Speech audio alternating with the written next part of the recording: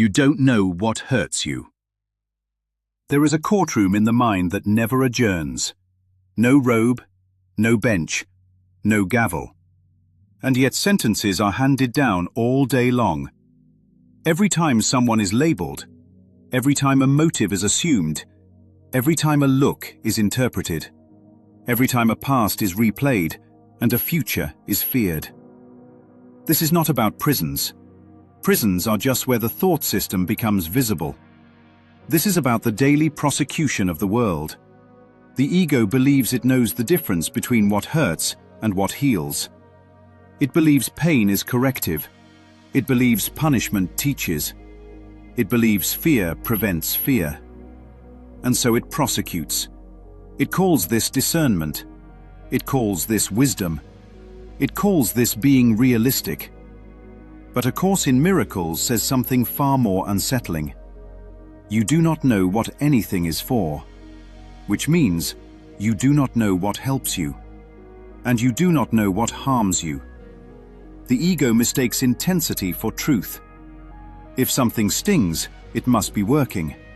If it feels sharp, it must be honest. If it hurts, it must be deserved. This is why condemnation feels productive. Judging someone feels like doing something. Punishing someone feels like restoring order. Withholding love feels like protection. But nothing actually gets better. No mind is healed. No peace is restored. No fear is undone. Only the illusion of control is reinforced.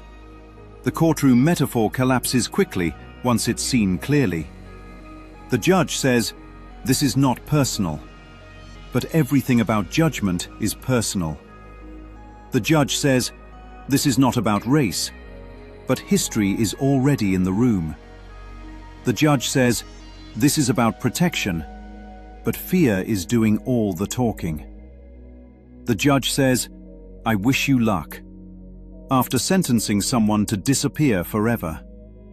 That line alone exposes the split, because the ego always wants to appear humane while doing something inhumane.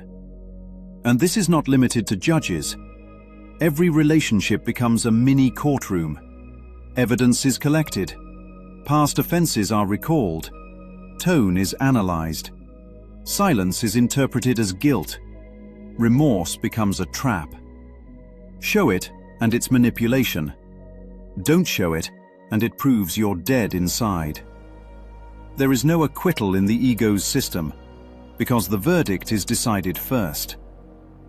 The Course calls this confusion the inability to distinguish joy from pain. Not poetically, literally. The ego does not know the difference between pleasure and relief, pain and correction, fear and safety, control and peace. That's why it keeps choosing what hurts and calling it strength.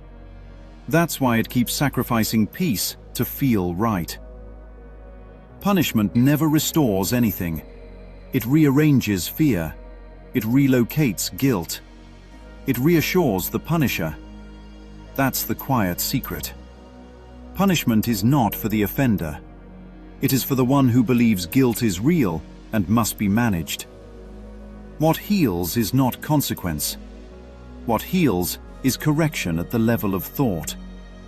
Seeing differently. Withdrawing projection. Recognizing that attack never brought safety, not once. The Course says peace comes from relinquishing judgment, not refining it. Because judgment keeps the courtroom alive. So when the ego asks, "What should be done?" the answer is not nothing. The answer is to stop doing the one thing that has never worked. Stop confusing fear for wisdom. Stop mistaking punishment for healing. Stop calling sorrow justice and joy naive. Because until the difference between love and fear is learned, the sentence will keep repeating every day.